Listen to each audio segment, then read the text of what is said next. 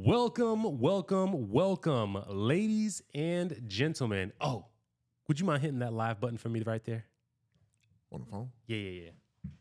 Yeah, just tap that right there.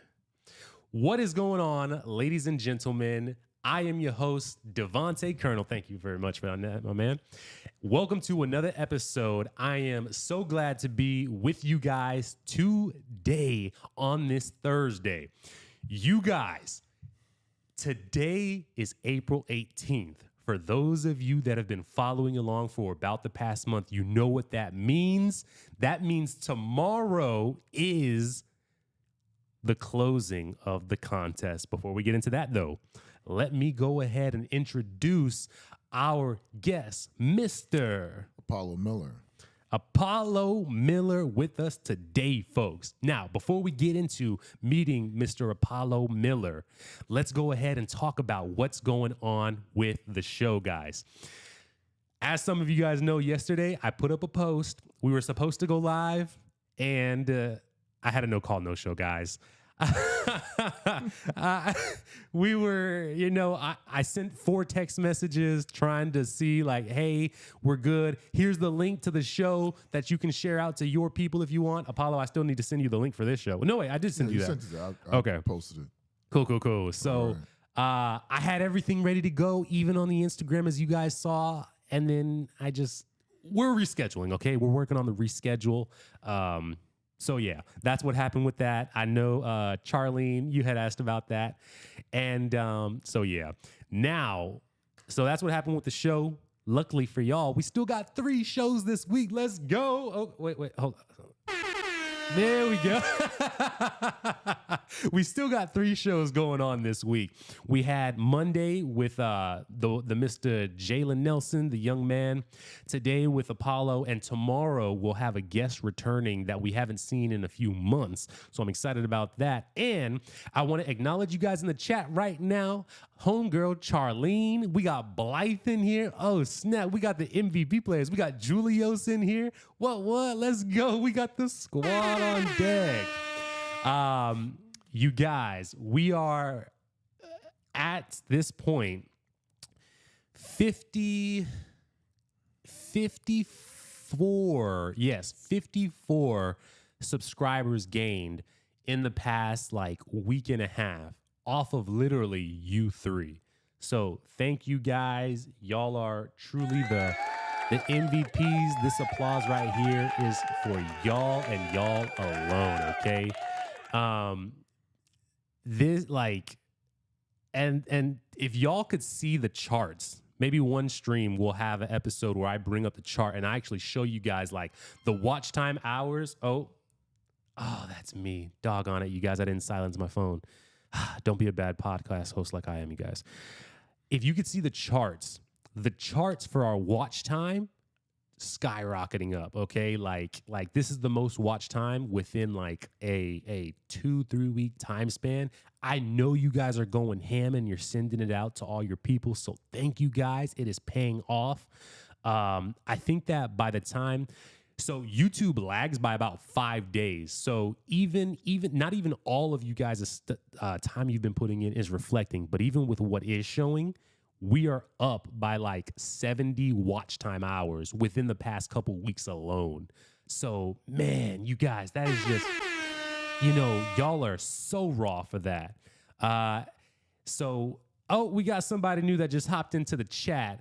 DJ Lil Tall, what's going on? What's up, everyone? Shout out to my guy, DJ Apollo. Hey, Chicago, stand up, he said.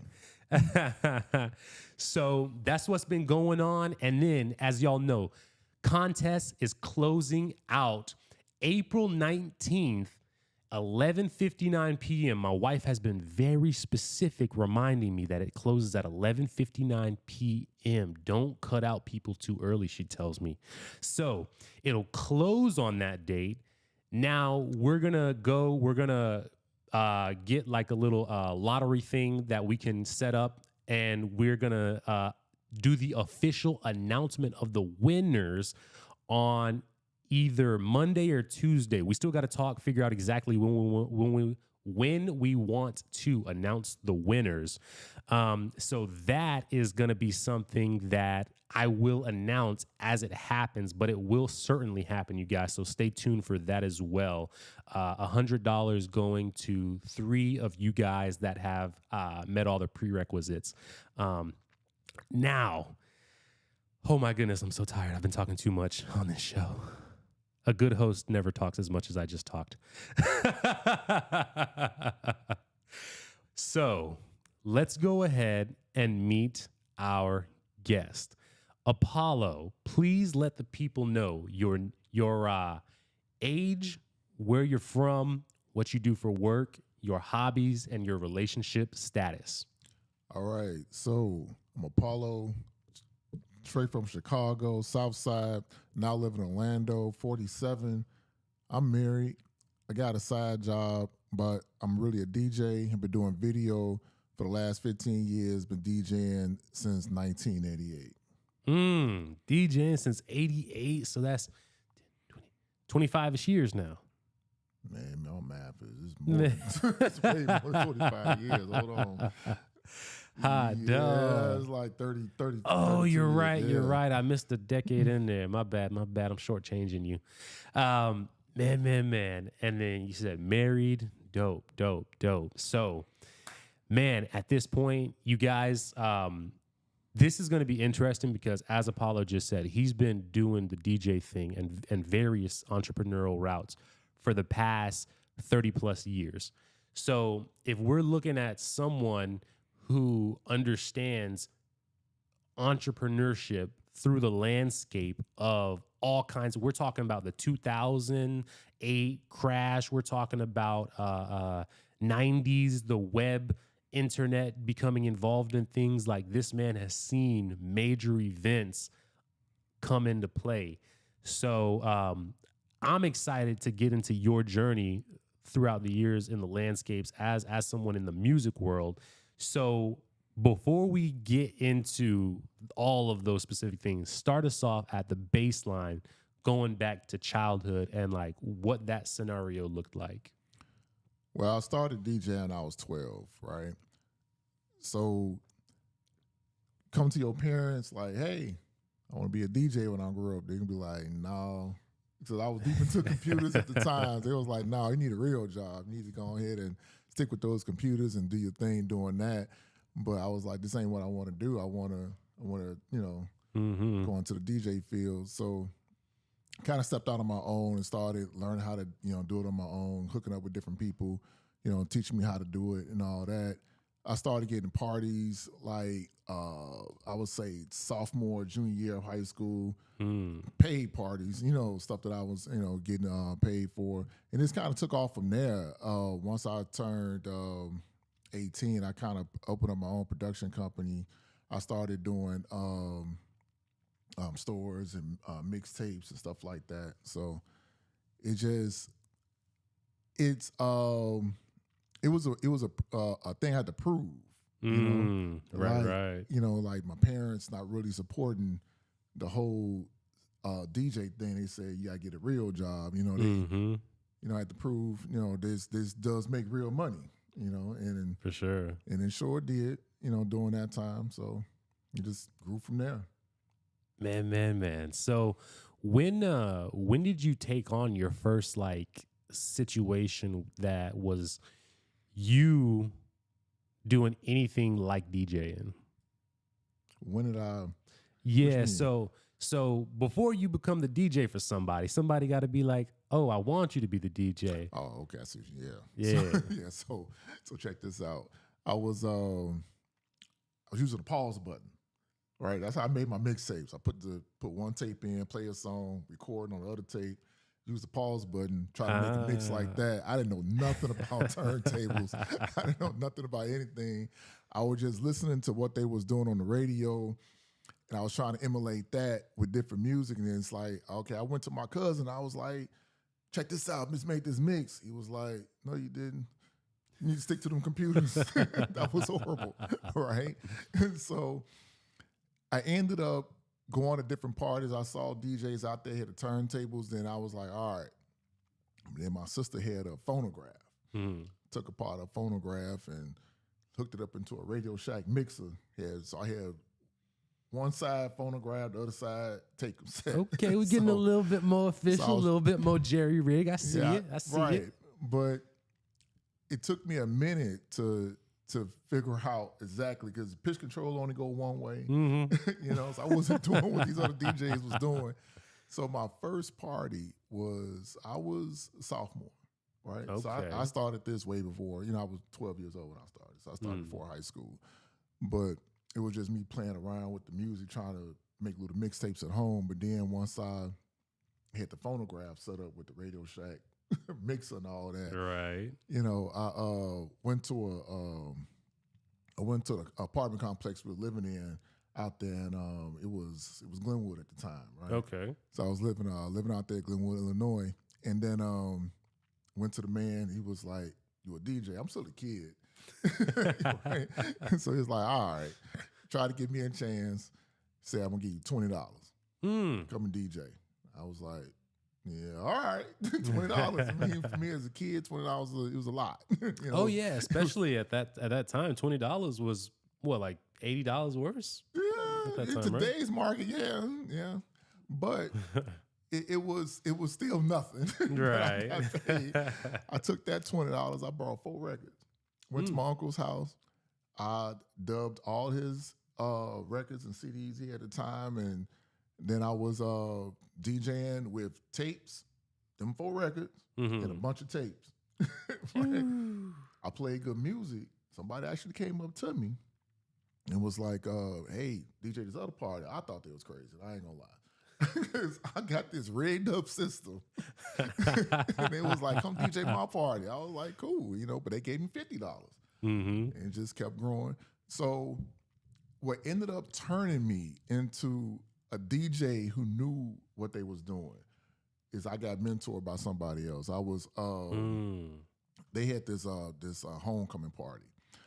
As I transferred schools, now I'm living in University Park by now. So they had this homecoming party. He had to audition for it. It was me and somebody else. The other guy, he was playing at this club called Jubilation, which was a teen nightclub at the time. But so he auditioned with his full DJ set. I auditioned with my phonograph, Radio Shack mixer. That's great. And it was just this rigged system. They looked at me like, "Yeah, but I played good music." Hey, let's go. One time for a volleyball. Hey. So they was like, "All right." Now he was of a different race, right? He was white, I was black. It was a mixed school. Yeah. Right. So they were smart about it. It was like, all right, so he gonna play the stuff that that these kids like. He gonna play the stuff that them kids like. So they got us both. And he wow. So what ended up happening, he brought out his system, of course, right? and he took me in and was like, "Look, this is how you mix, right?" And that's when I learned how to DJ. What? So, let's go, man. And I love that what you said about that is things were not like, I mean, you were jerry-rigging things, making this thing happen. Phonogram with the piece right here. It's all this set up. Right. Like, and I mean, that goes to speak to why I'm excited about this episode. For those of y'all that have seen the episode from Monday with Jalen, y'all know that I recently, and even there's a young man that I'm talking to who is like just moved back into South Florida. Both of these young men have this desire to basically come up on some money, and the way that they want to look at doing that is just like, what can I do just to hustle out some money? And it's like, man, like just going and just having this like basal desire with like no plan of action, like you're gonna keep on just wanting it, and then you're gonna be taking shortcuts to try and get it. And what I love about what you just explained right there is this speaks to a skill set that you learned. And even though you didn't have what a lot of people might have said is called like the experience or the skill set or the equipment, all of these qualifying factors, what this goes to show is you show up, you put in enough hard work to like really want the thing. People will just see the fact that you show up and they'll say, you know what? You got this far just from your scrappiness. Imagine what you could do with some talent behind you. And so that's why why I wanted to highlight that is because like this is what I was telling both the young men is like, hey, go out and get a skill set. I was talking to somebody about an hour ago. I told them, you need to write on a piece of paper what your skills are. What do people say that you have an affinity for? And what do you notice about yourself? Have a top 3 things about that. Right. And then go out and go to places that either are represented where those skill sets can be utilized in, or if you just need money, just go out and get money working a job and then feed those skills, give yourself opportunities that you can get into with that. But like just calling me up and being like, hey man, I need money. It's like, cool, me too. The podcast is still operating at a negative right now, which real quick, you guys, I gotta give a huge recently, for the first time since the podcast first started, you guys, we had our first donation come in the amount of XXX amount of dollars. It was a 3-digit number, and I was blown away to see it. And like, man, you talk about not expecting that to come in. Not only was I not expecting it, but I wasn't expecting it in the quantity it came in. And so it excites me because I've been telling a lot of guests, like, man, I'm trying to figure out how to monetize this thing. And then to have that first piece come in, and I haven't gotten money for the podcast ever since I first started it. And I was given kind of the 200 for the like, okay, you're fired, but here's $200 to encourage you type of thing. And so, man, like you talk about like a good way to start the weekend and like something that is encouraging and like all that after like the Friday video, which for anybody that hasn't seen the Friday video, holy smokes, it was such a good interview. And it is our highest performing live stream that we ever had. Like this thing is almost at 200 views at 2 hours, and I think it's 2 hours and either 14 minutes or 2 hours and 45 minutes, which is insane. And so like just the blessing to see that piece receiving love because the gentleman from there was so open.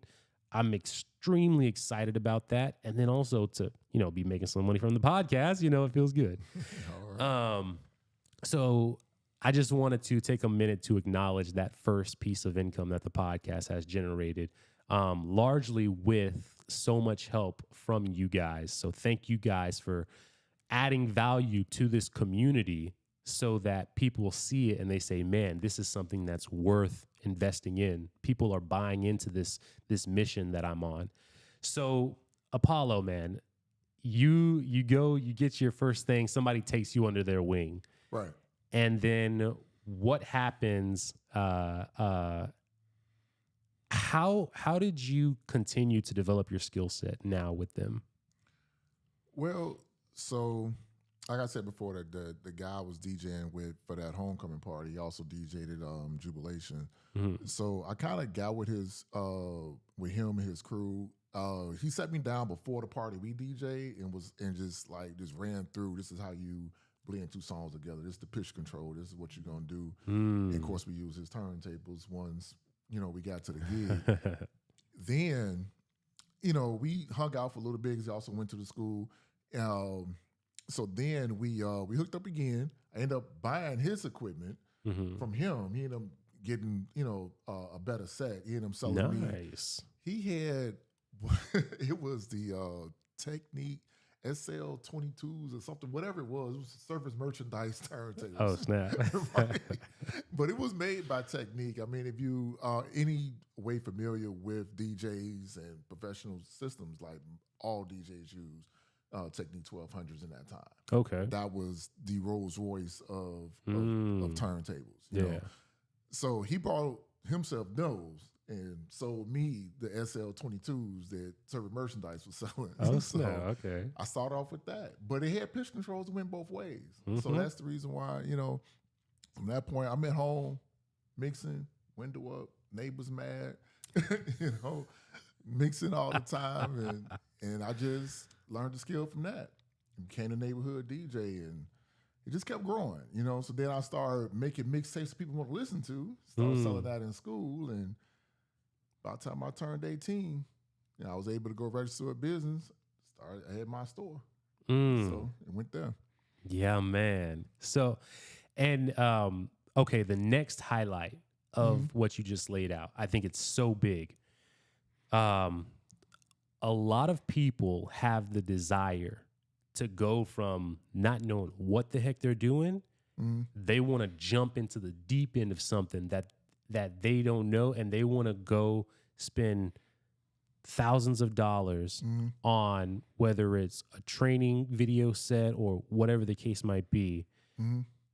And they become overwhelmed with all of these things. What I love about what your story just highlighted is you went from a basic setup that you understood to now you have a setup that you're being taught in, to now you are owning that same setup. So at no point did you go from attempting to like, oh, I like DJing. Okay, well, here's a full DJ set of top of the line industry that everyone's using. Right. Like, make something happen. You started. What are your thoughts right now on kind of this like course culture where it's like, hey, come start a business doing this, whatever this thing is that people are seeing, whether it's on Instagram or YouTube ads, and that course that might cost anywhere from $300. I've seen up to $2,000 to start a business in a high skill environment. Well, first I would say, whatever business it is, you don't have to like. Okay, so let's take it back to DJing. Like I started with the little or nothing. Most companies, even big companies today, started with the little or nothing. Yeah. Right. If you take it back to UPS, when they started, it was $100 in one truck.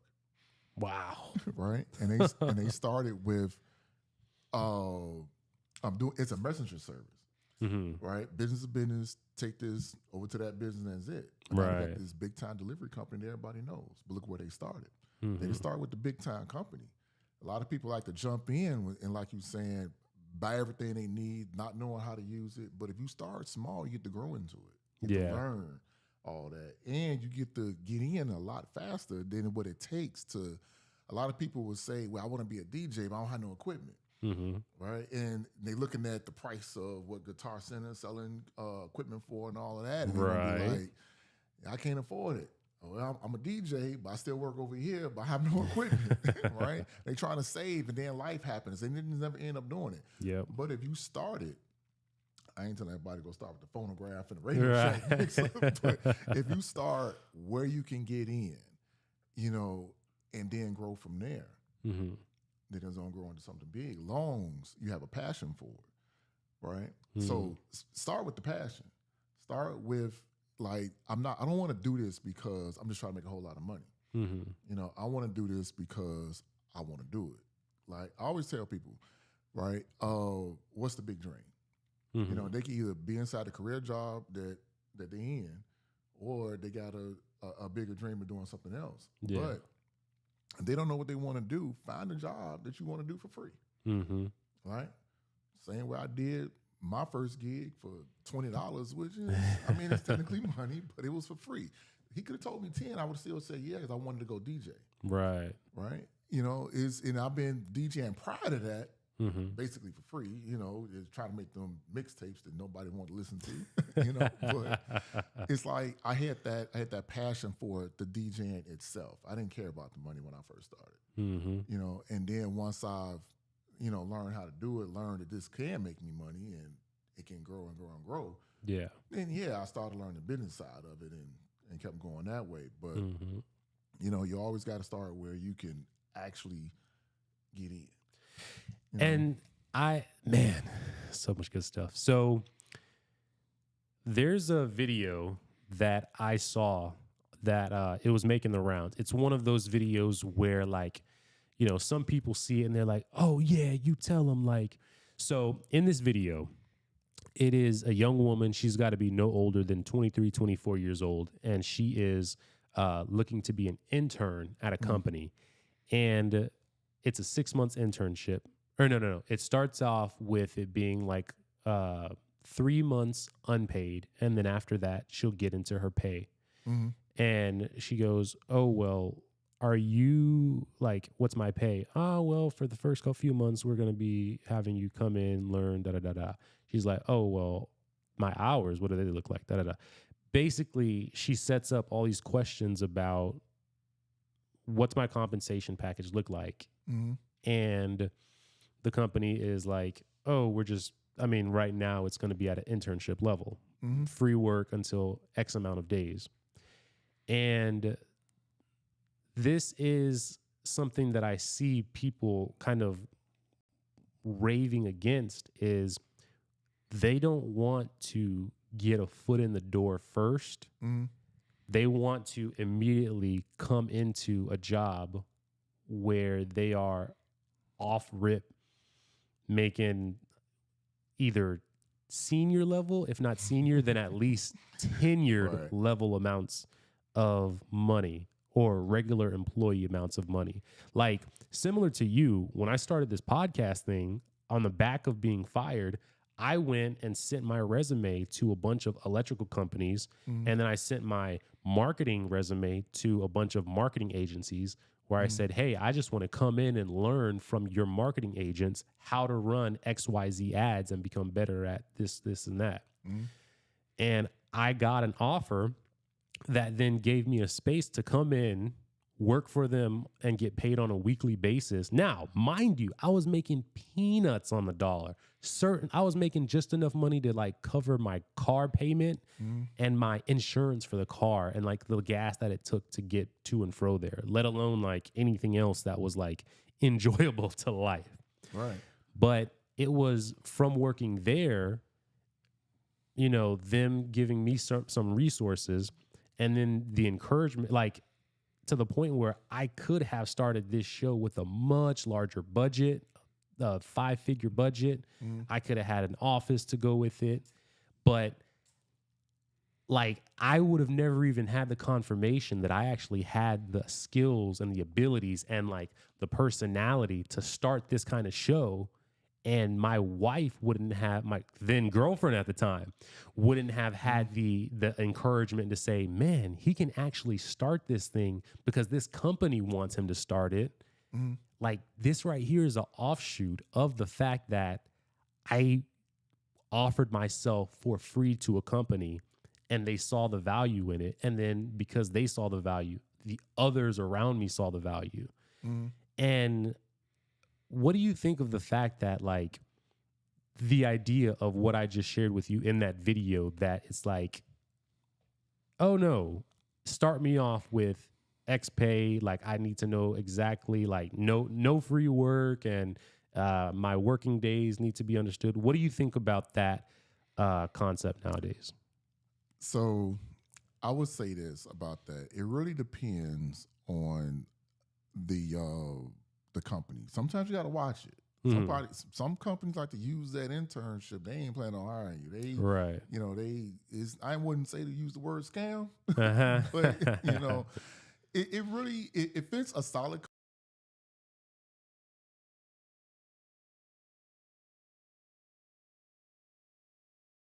Right. thinking about pursuit of happiness. He did the same thing, and look where it ended up him.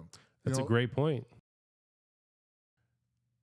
It really depends on that situation. But in the perfect world, if it's a perfect situation, you're not working for free, right? That time that you spend interning and learning, I mean, if you was to go to school and get that same knowledge, right, you have to pay for it. 100%. And right? Take that money, this intuition that you're out here working for free for a few months, and divide it up. It's like, that's what you're getting paid. Yeah. You know? Right. So, and that is exactly my thought. Like, if you can get into, and like you said, now, if you're a person and you've already got a skill set, Mhm. you've already done the entry level stuff, you've already done Right. XYZ. Like, is it a little madness for someone to be like, like, qualify yourself? See, okay, so in my situation where I've done the leg work in Chicago, Mm-hmm. moved to Florida, Yeah. and I kind of got to start back over. Mm. I came down here thinking, oh yeah, I'm big time DJ Chicago in Chicago, and now Florida don't know me, Yeah. right? So now I gotta sit up here and do it all again. I got to DJ them $20 parties again. Oh, man. I got a better set of equipment. Right, my equipment ain't right. stacked on books no more.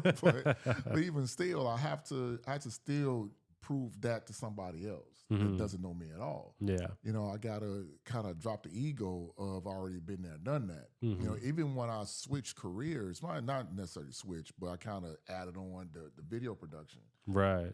Yeah, I was doing videos for free when I first started. Mm-hmm. I was like somebody. So it started with me doing a escape video, Okay. right? So that's when I Like was an escape room video or no roller skating. roller skating. Okay. Right, Okay. right, yeah. So I was doing. Yeah, I would not necessarily call it a documentary, but it was kind of like a showcase of roller skating, right? Okay. So out there filming that. Right, somebody came up to me and was like, "Hey, you got a nice camera. Do you do weddings?" I was like, "Yeah, I do weddings." So I charged them a little bit of nothing. I charged them just enough so I can make some money. But no matter what the quality is, they can't say a whole lot about it, right? And so, because I didn't know what it was. It'd have been my first one, Right. but once I've learned and once I, and got the skill set going, now I'm charging what it's supposed to be. Mm-hmm. Right. But that's the same thing with a job. Once you get your foot in the door and learn and get your skill set going, now you can go to these companies and be like, hey, I did this over here. Yeah. I can do that same thing for you. Yep. This is my price. Mm-hmm. They can either say yeah or nay. But what people also don't learn is when you go to school, you're not going to school just to learn of how to perform. You're also going to school to build up a network. Yes. Right? Huge. And I'm going to tell you this, for somebody who has dropped out of college at the age of 18, and pretty much started business up and didn't work a regular job up until I got in my 40s. Mm-hmm. I've seen both sides of it. Yeah. I lived the entrepreneur side for a decent amount of time, and I have a 9 to 5. I'm still doing my entrepreneurship. I still have a 9 to 5, but is when you sitting up here trying to do your thing with the with trying to grow the business and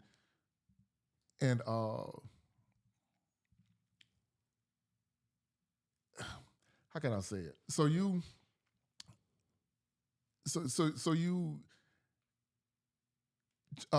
trying to get your job and you in school, you're doing your thing, you have your network. When you going to school trying to learn that trade and you don't have a network, having that degree ain't gonna guarantee you no job. Right. You know what I'm saying?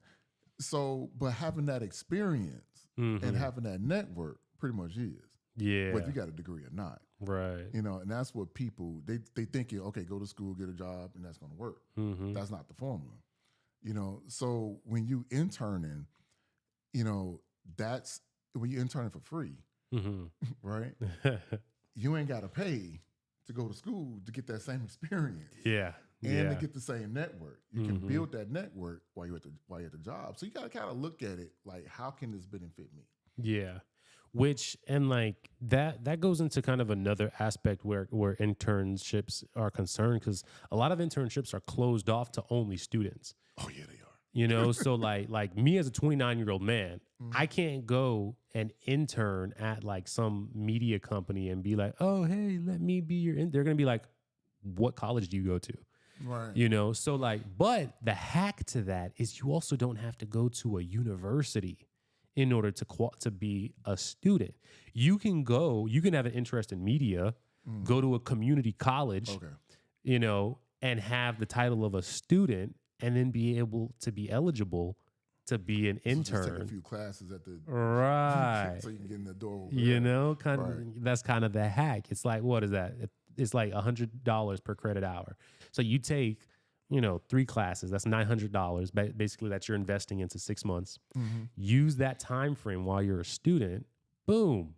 Now you got an internship. So now instead of paying thousands of dollars, you're getting, you know, a little bit of education, you know, get your education up, and you're leveraging it to be able to be eligible as an intern again. Yeah, and I'm gonna say this though, it's like you got big companies that do the intern the way you're talking about. Right. You know, they want you to be in school and all that, but you got small production companies out there that's kind of looking for experienced people. You know, and they don't have a big budget to pay you what it's worth because they're a small production company. Right. But you can get with them, network with them. Yeah, you're gonna be working for either free or something close to free. Yeah. You know, but you building a pool of a network. Yeah. Right. And it might not be the production company that boosts you up. It might just be somebody else that's there, you know, on a production with them that, you know, doing it for whatever reason they doing it, but y'all can link up and go even further. Yeah. You know, that's pretty much how I ended up with the video career when I was back in Chicago. You know, just linking up with multiple different people, and it just started growing. So who was, well, I guess before I get into this question, let's go ahead and I'm going to come into the chat, see what y'all been saying real quick here. Blythe said, hi, Apollo. Welcome to the pod. Hello, how you doing? DJ Littal said 34 years. Charlene said, whoa. My boy GTA 5 said, hustle out some money. Wait, what? Charlene said, not $200. And then there was some agreement that it gets overwhelming and people giving some claps and praises and whatnot for things going on. So, okay, going back into it now. So you were doing the DJing for quite a while. You even still do some of it now in Orlando, but you said there was the spinoff now where which is actually how we met. I didn't meet you as a DJ. I met you as a videographer. Correct. So how did that start to come into play? So when 2008, the big crash of the market. So like I said before, I pretty much, I mean, you know, my parents were telling me, go to school, you got to get a job, this, that, the other. So in order to live in my mother's house, I had to go to school. Yeah. So I went to Columbia College for September to December. Okay. A few months. Yeah. Right? Yeah. And I was just totally done after that. Once, because I was literally in class trying to figure out how I'm going to pay for class. Right? Because they said go to school, but they ain't pay for it, right? So I'm sitting here in class trying to write out a business plan, trying to figure out I'm going to pay for this. Then I just had a thought. I was like, wait a minute, I'm about to start a business to pay for school, to finish school, to go work for somebody else when I already got a business. I'm like, no, I'm done. Right? So I've been doing my thing since then.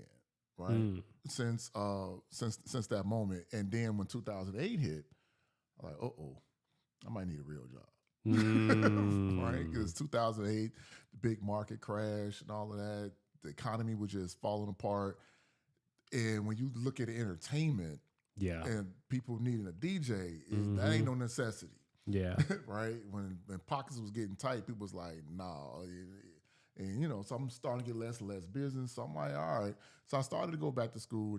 I made a plan A, plan B deal. All right. So I went to school. Since I grew up in computers, let me just go back to that and use that as a fallback. But during that time, I was like, let me kind of shift things, because that's when LimeWire, Napster, that whole thing, CDs wasn't really, you know, it was moving out to the internet at that point. Yeah. So I needed a new medium that I can actually sell, and that's when I was like, okay, let me do video. You can't really stream that just yet. Right. So let me do that. So I started going back to school for computers. And then I ended up starting my video business. And my plan A was to do the video business. And my plan B was if that failed, at least I got the degree. I can go work at IBM or something. Right. Absolutely. And then I was like, look, forget that. Because when you have a plan B, plan A is definitely going to fail. Because you're already putting that energy out there that something can happen. Right. Right? I bet you if you walk across a small bridge or a tightrope with a safety net, you're going to fall 100 times. Right? Because you're like, all right, I'm going to walk across casually. If I got the safety net, I'm going to fall. But you walk across that same bridge without the safety, you're going to make sure you don't fall. And the same thing with the business. If you have a plan B, it's going to fail because you're not going to put that much energy into it. Yeah. But if you only have a plan A, then you're going to put whatever energy you have to make sure it don't fail. Yeah. If something don't fail, don't stop trying. Right? Just keep going. Right? So, real quick, yeah. this is a hugely important spinoff question from the concept you just laid out. I agree that if you make preparations to fail, you kind of take the first step to failing. Right. Now, the flip side of that is, when does a person know that the thing that they're trying is not working out and they definitely should abandon ship in your viewpoint? I would say never. When they start breathing, that's when they should abandon ship. Right? Because if it's something, whatever it is, because it's not, like I said before, it's not about the money. People made money on all type of stuff. Yeah. Right? Pet rocks. You know what I'm saying? For real. So when you really, legit a thing. I don't know if y'all in the chat remember pet rocks. So the invisible dog. It was a stick with a round circle. People walked around with the invisible dog, and people brought that 1,000,000 times over. So it's nothing that doesn't make money. Don't worry about the money. If you got an idea, got a way to market it, you know, and you learn how to do that, yeah, I think it's going to work. You know, it's like Thomas Edison, the whole 2,000 tries and all of that. He failed 2,000 times. Yeah. He just learned 2,000 ways it don't work. So, like, let's say, for example, let's say I was doing a podcast, right?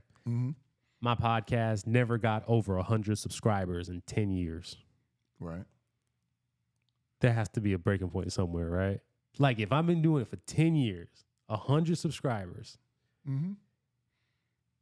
So, okay. What's the difference between you and somebody who did succeed? Like, so whoever, whatever, right? Okay, so I'll introduce a thought that, and this was something that I heard someone say. They said, if you're doing something and you're really giving it your all in that thing, and this is something you're passionate about, but you aren't seeing any amount of growth, hitting no type of progression that is like indicative of you being able to actually make money off of that and live off of that, if that's your goal, if it's your goal to do it to make money, live off of, if you aren't even hitting a quarter of a goal that you set, then that may be a strong indicator that maybe you just don't have the skills to cut it. And I wouldn't say that. I mean, think about this. It's any skill could be taught. We all built the same way. Unless you have some physical disability, right, that prevents you from doing something that's physical. Then okay, fine, I get that. But if that's not the case, and it's just a simple way of, I won't even say that. Because I'm thinking the Michael Jordan thing. Yeah. Right? Like, he failed on this way of becoming, like he didn't make the high school team and all that other stuff, right? But he became the greatest player, or one of the greatest players. But can somebody in the wheelchair become the next Michael Jordan? Yes, you got Special Olympics, right? So there's nothing that can stop you. Yeah. You know, so I would say if you, whatever you are doing and you are failing at it, do something different.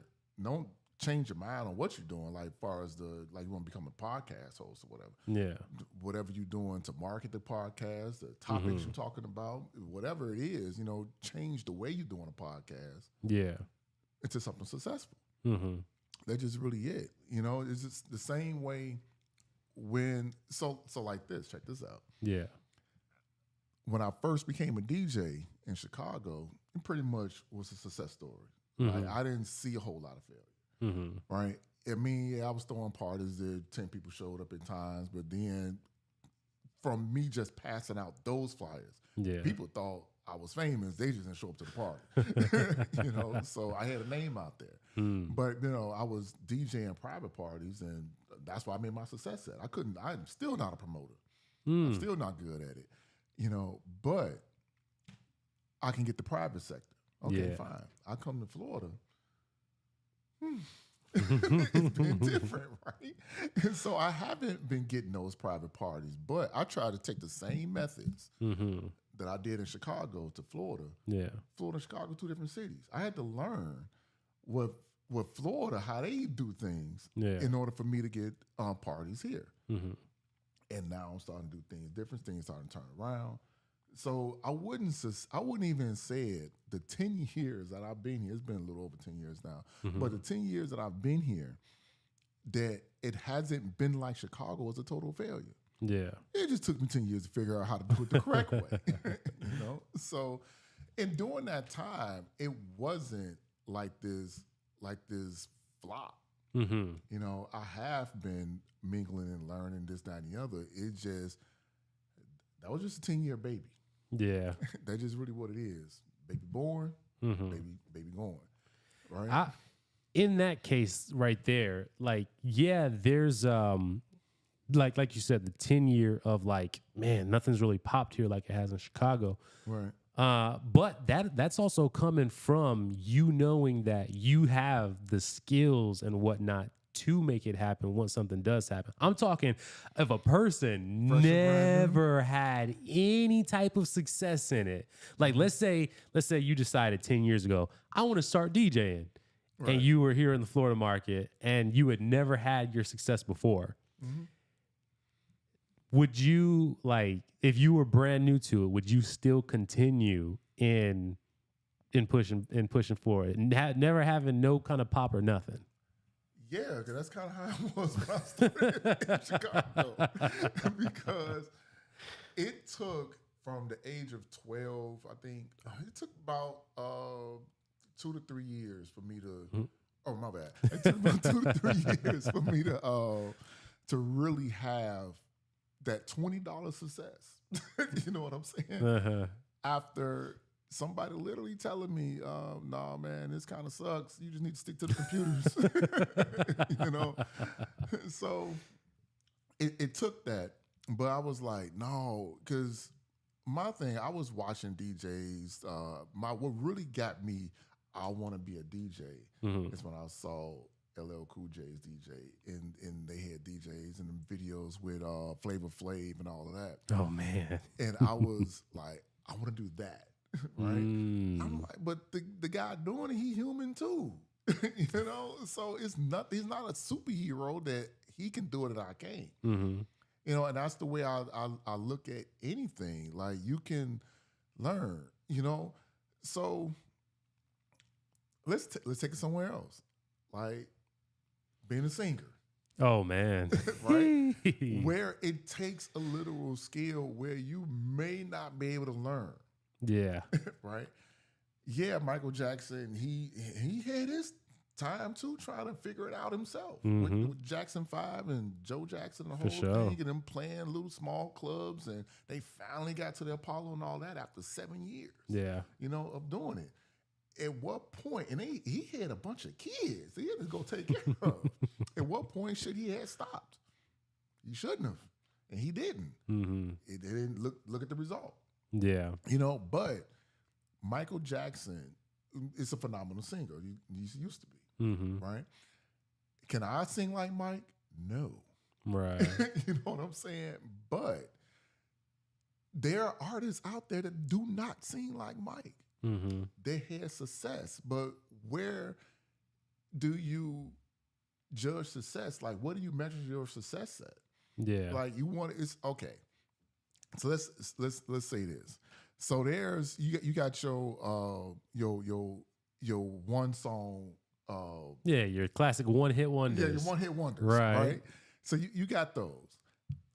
They had a total success on the corniest song. Yeah. Right. I'm just gonna put the example out. A lot of those. Whoop, there it is. Tag team back again. Right. Corniest song ever, but it had success. To this day, that song is still being played. Mm-hmm. Right. But what do they do all that time? Yeah. And now they playing in commercials and stuff like that. Mm-hmm. You know what I'm saying? So they might not have been that Michael Jackson success in music, but they still made a career out of it. Yeah. Yeah. You know, and you have to shift.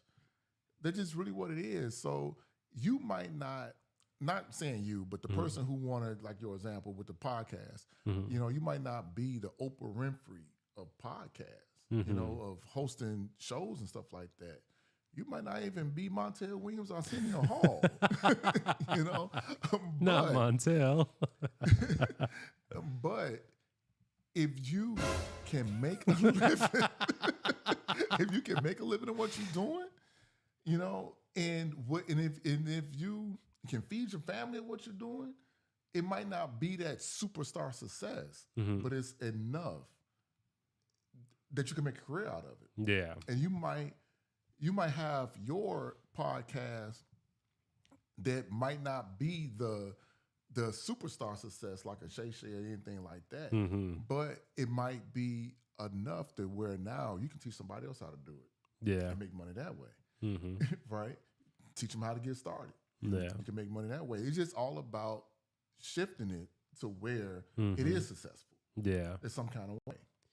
And I will agree with that. Like, even if you can't like you don't have the talent to do it yourself, like you can information, like that's the biggest ways that people are making money now. Like I said, the course world, like people, there's no matter where you are on earth, you are always at least 2 steps in front of somebody else who's brand new in it, or somebody who's been doing it but hasn't figured out your stuff.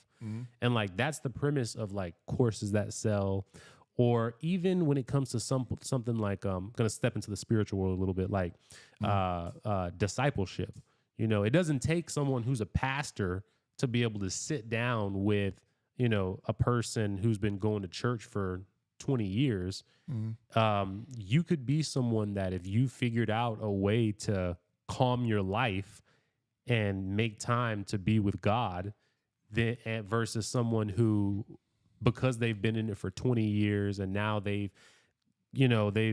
gotten so busy with life that they forgot how to calm their life. That's a skill set that you can, even if you've only been doing it for 6 months, you could have something where it's like, hey, here is the method of how to get into this state of quietness and calmness. So like the ability to now package wisdom and give it to someone in a consumable manner is another skill set in and of itself that I think everybody would benefit well from knowing how to do.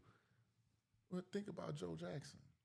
Like he had his own band before he met his wife and had the kids. Right.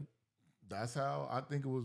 Somebody Tito Rain. Somebody grabbed a guitar first. Forgot how the story went. But regardless, they grabbed his guitar. But he was like, okay, that's not a toy. But the thing is, he taught them what he couldn't do. Yeah. Yeah. Yeah. You know? That's a perfect example right there. Is he's just like, I had some, but it was only some. But y'all are gonna be stars. Right. And like, I mean, that's how it is with a lot of different like people all the time. Like, for example, Coca-Cola. Nobody knows like who the doggone CEO of Coca-Cola is and like all their VPs of this and that, but they know all the different Mariah Careys that blew Coca-Cola up. They know that polar bear, when it comes to, Bud Light and whatnot. Bud Light is, for better or worse, Bud Light is becoming well known for the different figures of it. Right. Because having a person who can come up and do something well, maybe that you can't do, but has the ability to sell it in a way or to have a skill set to present it in a way that you can't. I mean, that is a huge factor of, different, depending on what angle. People might call it influencer marketing. They might call it teaching and coaching, and they might call it division of labor. But there is definitely something to be said for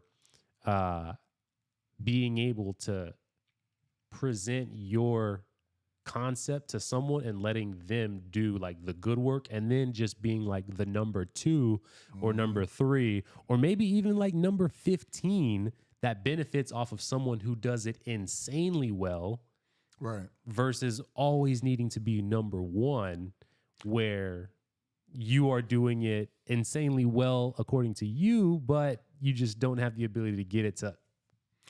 Well, yeah, I would say that with a lot of entrepreneurs who may start out, that they kind of in it for, I want to be big at it, Yeah. and not really willing to release part of their business to somebody else that knows. But they might have a great idea, Right. but it might not have the marketing skills in order to put it out there. 100%. Right, but they're not willing to allow that other person to help them because they either scared they're gonna take it away from Right. them, or they won't have that fame towards it. But like you say, who cares about the fame when you the CEO of Coca-Cola? Right? Like nobody knows. If you are the 100 most wealthy person in Coca-Cola, that has got, I'm pretty sure that's still more wealthy than like 98% of the world. Right. So, and then again, when the main thing I would tell anybody starting out is, don't start out because you feel like it's about to make you a lot of money. Right? That's any career. Like, I want to be a doctor, I want to be a lawyer, and you don't like speaking in public, or you can't stand in sight of blood, or you don't even like science and math. You can't be no doctor if you don't like science and math. But you are saying this because doctors make a lot of money. So it's like, if you don't have that passion for it, you're not going to be willing to put in the actual work in order for it to make it work, whether it be something that's a career, like a career position, professional position, like a doctor or a lawyer, or something entertainment, or a new business that you selling a product or a service. If you don't, people make money cutting grass. Oh yeah, what? I mean, we used to cut grass as kids. For sure. Think about a landscape company. People literally make money taking out garbage. You got your debris companies. Yeah. Yeah. And so my uncle owns a junk removal company. Right. That's what I'm saying. And we joked about Saffron and Son, but junkyards make a lot of money. But it's not that. It's not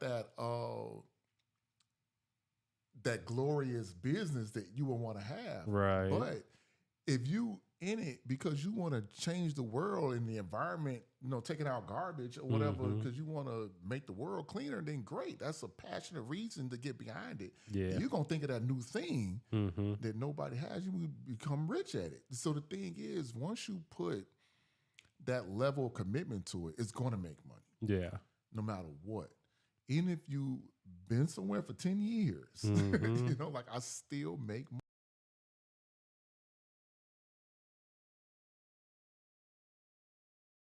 But how do I turn that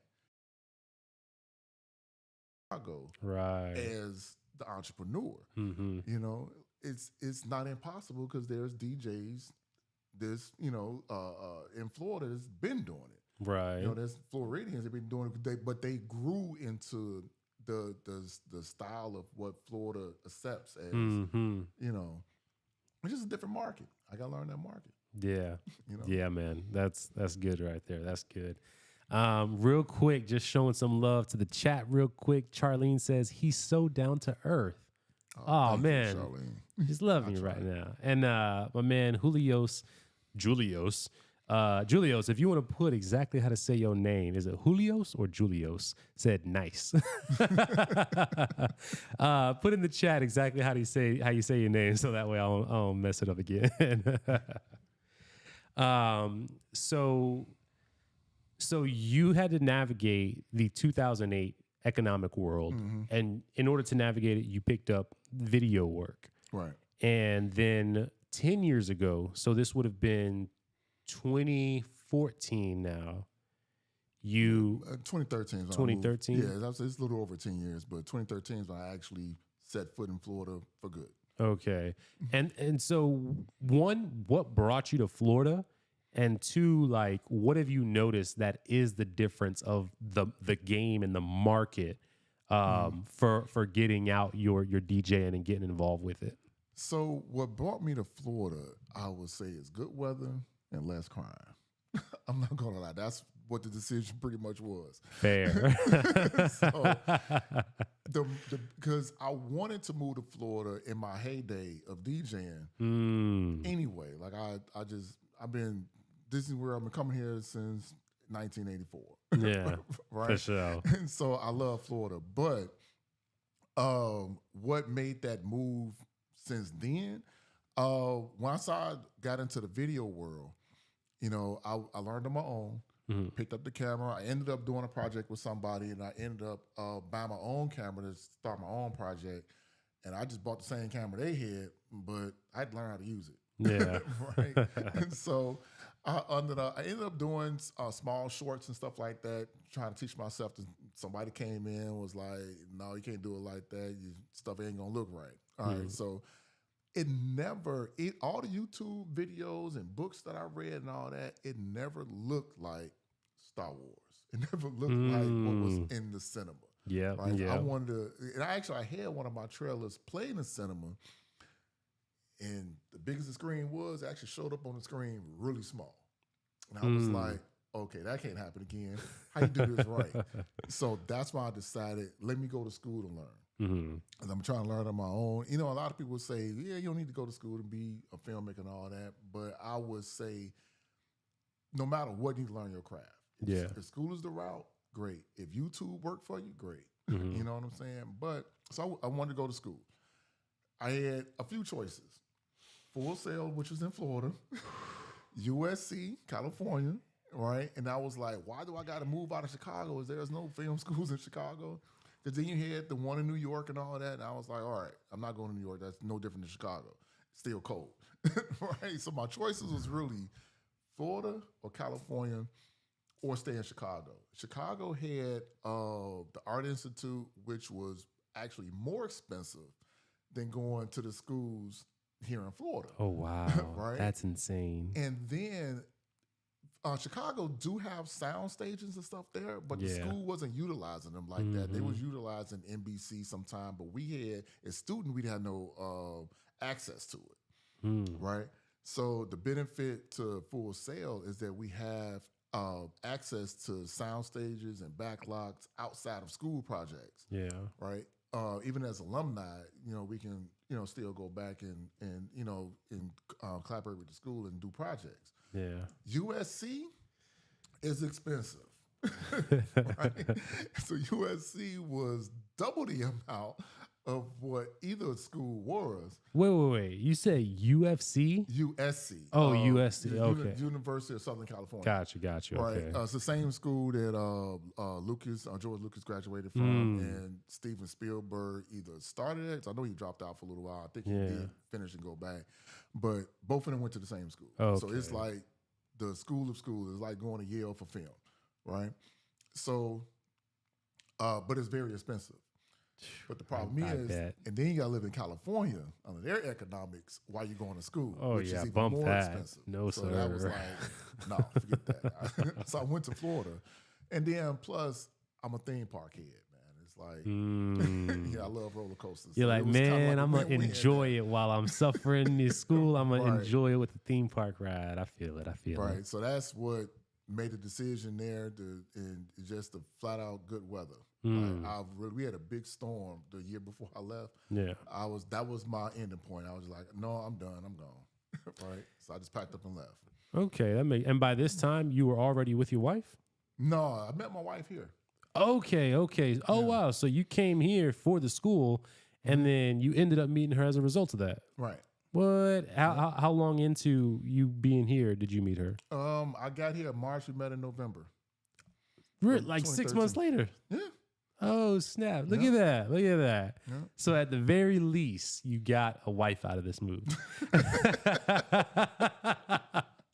That's like the most terrible way to word that, right? Yeah. I mean, it's the best thing that happened. So. Oh, man. Okay. And then, yeah, I was curious, like, what is the difference of that market that you noticed? Like, and you mentioned already some of the tactics as far as performing for next to free just to get your foot in. But then when you come here to Florida, you tried that same thing and it's not quite the same. So what have you seen as the difference Not there? necessarily. So I've done stuff. Yeah, well, I have done not the $20 route. Yeah. It was that bad, but I have done stuff for like $100, $125. Accepted a nightclub gig for $75 a night. Wow. It was just enough to pay rent. Yeah. At the time, so I still had at that time. I still had my clientele with the CDs and stores that I was shipping my CDs to. So that made up for that. But it's just I accepted. Just back to this intern thing, real quick. Right, and the reason why, even though I was only getting paid $75 a DJ per night, and I DJ, Friday and Saturdays. Yeah. It still ended up being a gold mine for me. Really? Because I do graphic design and web design. The nightclub need flyers, graphics, website. I was taking pictures. So he would pay me for all the other stuff, which turned out to be a 9 to 5 amount. Oh, snap. You know what I'm saying? Let's It was like I was go. working a regular job. So it way more than, And so by having accepted the $75, I never would have got the big money. Which makes a lot of sense. Yeah, in that case, you leveraged your skill set to be at least the foot in the door. So now you weren't doing it for free. And then essentially the 3 months trial thing ended up being, hey, here's all this media stuff, this promotion stuff you can do for us. Right. So far as the difference in markets, Chicago is a party city. Yeah. They will throw a party at a drop of a hat. Okay. Right. I have DJ'd for some of the strangest stuff, I would say. Here in Florida, if they have a house party, somebody got a Bluetooth speaker. They ain't even thinking about a DJ.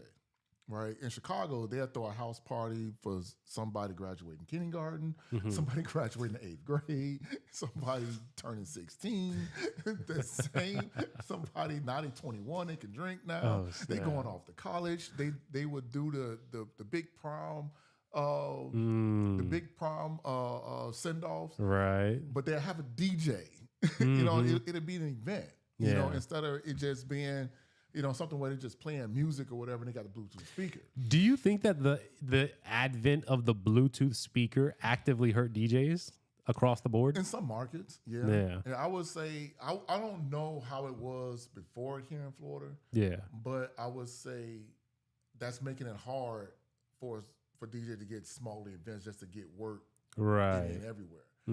Because not everybody can get the big event, and there's a lot of, I would say, the term gatekeeping when it comes to big events here in Florida. Like, for sure. Like you have the big theme parks who have private events all the time. You can DJ on a Monday, Tuesday, Wednesday. They throw in these big events for corporate clientele, but they got vendors that they use. Yeah. And that's only you. You ain't DJing for them, you're not gonna DJ the party. Yeah. So and they don't go outside of that. Yeah. And then you would get a private clientele, that's hiring you, but they tend to want to go to companies also. So when I was DJing on a regular basis here in Florida, I was working for another company. Yeah. So I realized even if you are one DJ, if you didn't set yourself up as DJ blah blah blah Productions Incorporated. Yeah. Nobody's gonna hire you because they want somebody who they can come after. Mm-hmm. You know, in Chicago, it's more so show up with your equipment, play some good music. That's right. it. Right. Yeah. They don't even care you got insurance. Mm-hmm. You know, so And but here they want to cover all that. Yeah. You know, so you got to be that more professional DJ in order to get the business. Yeah. What it is. Which I guess that kind of makes sense because like Florida is known also as like kind of a party state, like between the beaches that are going on, Miami, Fort Lauderdale, Orlando, Panama City Beach has always been like a big spring break vacation destination spot.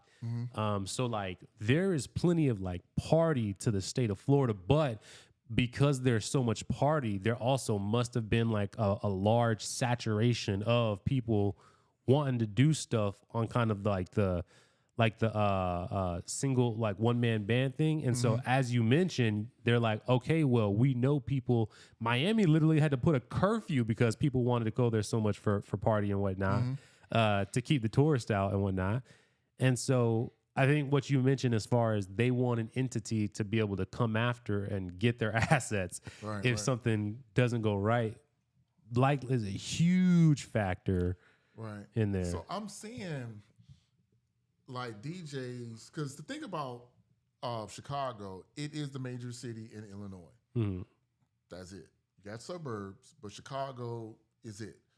Florida has several major cities. They got Orlando, Tampa, Miami, Fort Lauderdale, Miami. I feel like it's coming up. Boca Raton, if you know about that spot. Yeah. Right. So, and then you got Jacksonville, which is the college town. You got Jacksonville, which is the college town and all of that. Yeah. So it's multiple markets and they different. Yeah. And they're all different. Miami, I can go down there and DJ, but do I want to move to Miami? Right. You know what I'm saying? Me being here in Orlando is definitely tourists. And 100%. families is more so the theme parks and stuff like that. That's what it's known for. Yeah, they do got parties, a lot of bars all over the place, you know, and there's DJs there and there, but a lot of the nightclubs downtown and closed up during COVID. Some reopened, some renamed, you know, but it's different. They close at 1 o'clock. You know? Sometimes they close at midnight. It's just a different market, you know. But even those, what I've noticed with the nightclubs. So in Chicago, you DJ a nightclub. If you're on the radio, you're gonna get money. Yeah. If you're not on the radio, they're gonna give you money, but it's not gonna be money. Yeah. Right? And so the thing they give you enough to be like, we legally paid him. Exactly. You know, it's a decent amount. It's more than the $75. I'm gonna tell you that. You know, but and that's a whole different subject. But that's another thing too, is that Chicago is a different economics. Like a teacher in Chicago is gonna get paid more than a teacher in Florida, which is crazy, right? Because it's just things cost more there, and the taxes are higher, everything, you know. But the thing is that in Chicago they just don't pay the DJ; they got a promoter. Yeah, right. Here they want the DJ to be the promoter. It's like, okay, you're gonna DJ, but you're gonna get paid according to how many people came in because of you. Yeah. You know, which is, I played the music, man. I mean, I did the job. I have nothing to do with it. Yeah. You know? So that becomes that hurt of on that side, on the club scene, but then you have the private parties, which I was explaining to before, drop of a dime. Some of the stuff I used to DJ, this weird was I won't say weird. It was actually fun. Oh, okay. It's just not in the norm. You know, it's kind of like DJing for the ice cream truck. Right. Oh, snap. So I DJ for old folks' homes. Okay. Right? And every month on a Thursday, middle of the day, they threw a party for all the people having birthdays in that month. They had their walkers and everything. Oh, snap. Right? And it was just a good party. But it's for an hour. Right? But that was some of the stuff I was doing on a regular basis. What was the craziest thing I ever done was I DJ'd for a person birthday that died. Oh, dead man's birthday party. Oh, snap. Right? And you thinking, okay, they throwing this party for this guy. You know, that's not even here, but they not a memorial party. it's a little birthday party. They had a cake, candles, somebody else blew them out, right? So it's That's people, awkward. right? But people was throwing parties just to be throwing parties, and they will hire a DJ for that. Here, the stuff that I get has been big events, like weddings and 50th birthday parties, stuff that's like we gonna pay this DJ that's the least of the cost. We rented out this spot. It's gonna be elaborate, Yeah. but it's for this big event. It's not just for this. Okay, somebody just graduated kindergarten, it's still a party. They party for anything. It's a party town, So that's just really what it is, and it made it real easy. Even though we have a lot of competition in Chicago. Everybody's a DJ in Chicago. Everybody's working too. And you don't have to work a regular job. And then at the time, mixtapes was a big thing. True. And to sell mixtapes in stores, it's like you can go to the regular gas station or the mall, but they have mixtapes professionally made. And that was a big thing. That was a big money maker. So, well, between that and the shift of the market being totally different in Florida, it was like getting shot twice.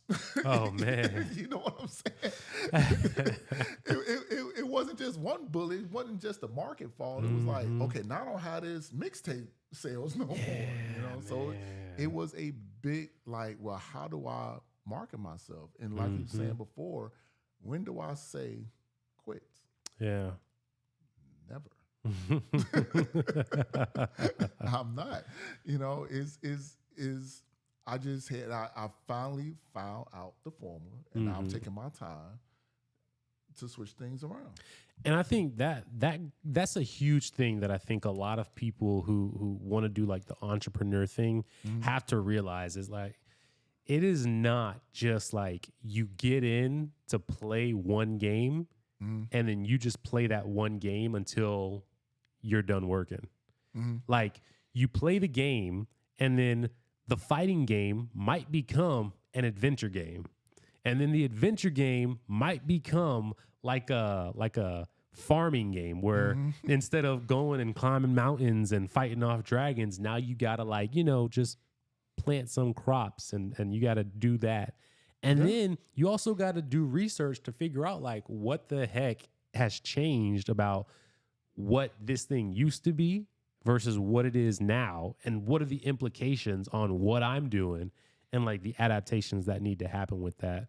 And I'm speaking incredibly generally about this, but it is understanding market research. It's understanding like the culture of the place that you're at, which is what you've spoken to a lot.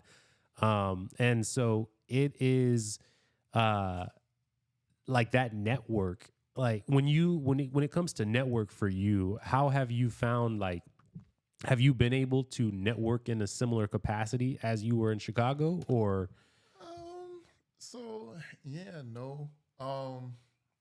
Yes and no, because in Chicago, I hooked up with other DJs. I was able to just like I met DJ Sluggo in a drive-through window while I was working in White Castle. Oh wow!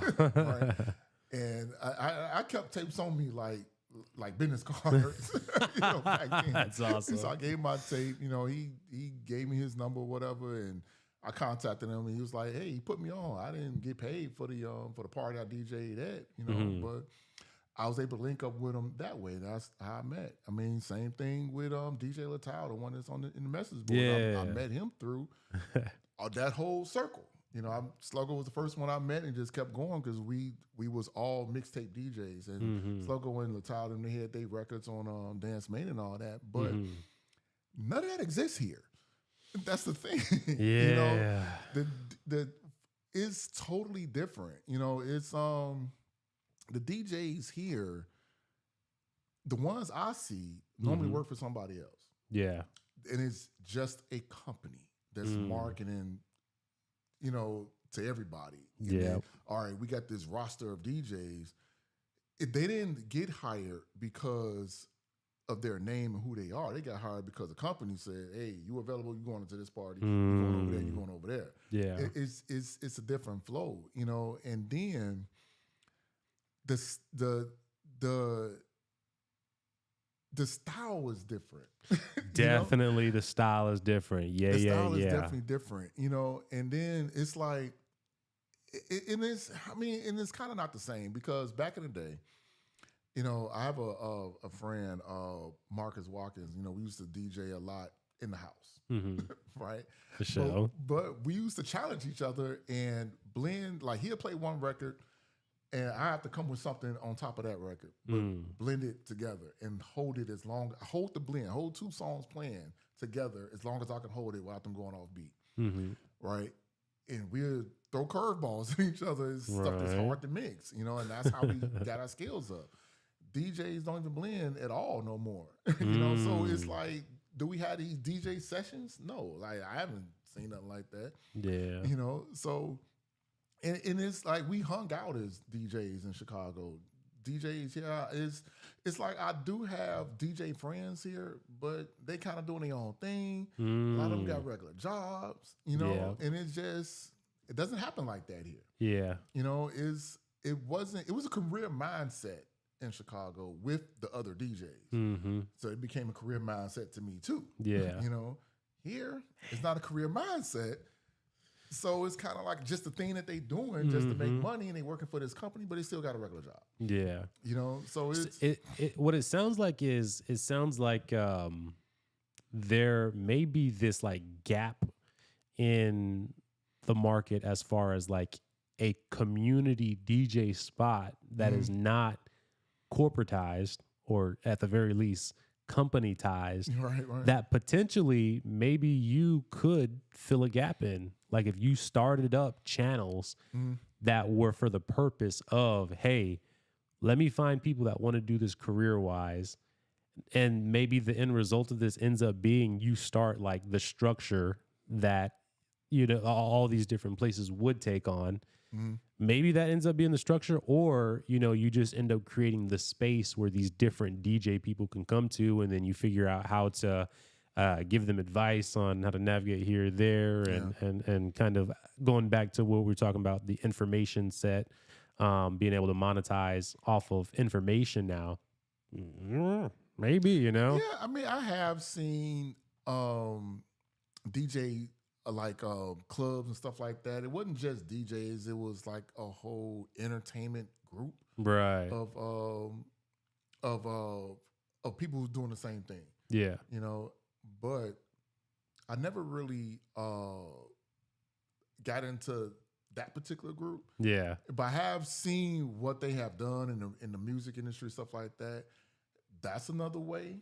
You know, to kind of collaborate with different people. But I just haven't put that foot forward. I was in DJ crews back in Chicago, and some worked, some didn't. You know? Oh yeah, so I'm sure. Take that route this time. But I want to take a route that's going to have me for the long haul.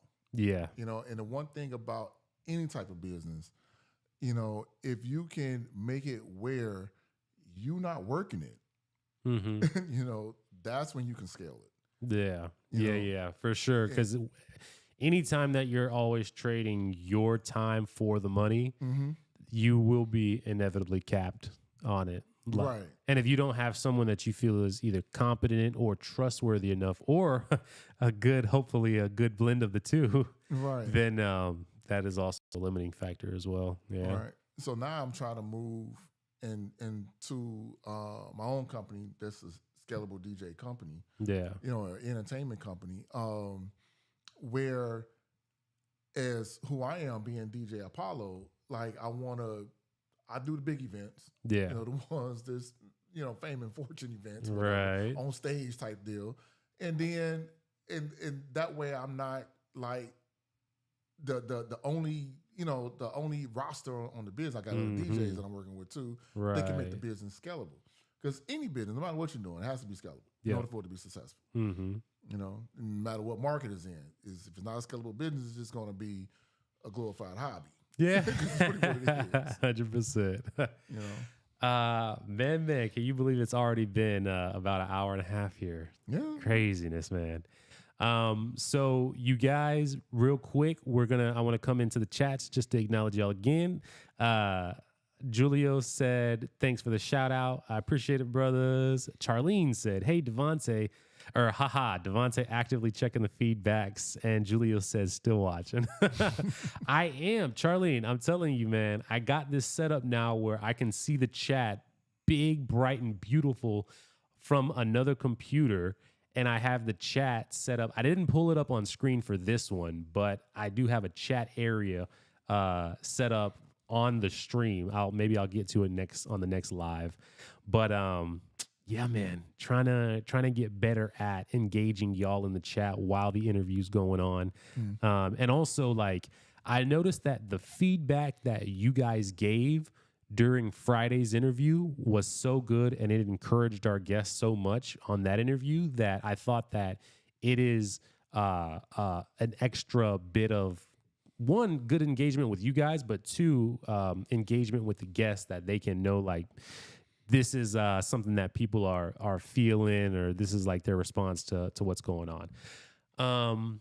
Man, so seeing that we're at 2:00, we're just about coming on to some of these like closing out timepieces here. So I want to ask you now, based off of everything that we've either talked about here or just your own experiences, for the young brothers, like as I was mentioning to you, the audience, for future generations, what are 3 pieces of advice that you have that you think that whoever watches this must meditate on, think about, pray, take into consideration going forward? 3 must takeaways from this conversation. Never give up. Right? Never allow failure to be a distraction. Like, don't think of failure as failure. You know, it's just a learning experience. That's it. Right. You know, just 3, huh? So, but I'm gonna re-say this one. Don't do it for the money. You know, whatever you want to go into, no matter, you know, DJing or media, entertainment, you want to be a landscaper at a debris company. Right. Don't do it because it's a good business. It's money. It's money in everything. People made millions and billions of dollars on selling colored wax. They call it Crayola, you know? And it started off as something they just wanted for their kids. You know, they didn't even think about it. I mean, it just caught on, you know? Go to it because you want to do it. Because no matter what you do, career-wise, whether it's a regular job or something you're going to be an entrepreneur for, if you're doing it just for the money, you're going to hate your job. You know, the money may be good, but you're going to literally hate life because you're going to work. You know, so if you go to work and do something that's you passionate about, then it's not going to be a job no more. It's not going to be this thing that you hate. You know, you're going to hate waking up and doing it. You know, that's my biggest thing. Just love what you do. Yeah. Awesome, man. Appreciate that there. Now, the next piece of these segments is what are any, and I mean absolutely any, 3 questions that you have for me, and I will answer them completely honestly. Okay. Feel free to take your time on it, you know? Don't have no Let's, rush. Talk about the podcast. When you left the job, what possessed you to do a podcast?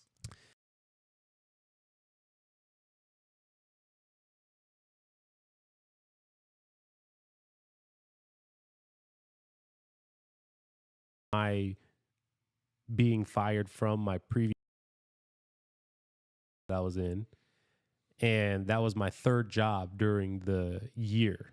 And the 2 before that, I had left because of distance. The jobs were too far away. I wasn't willing to commute. And then, so I'm sitting here looking like, man, 3rd job in a 9-month period. Am I going to go into another company and then be out 3-4 months from now again?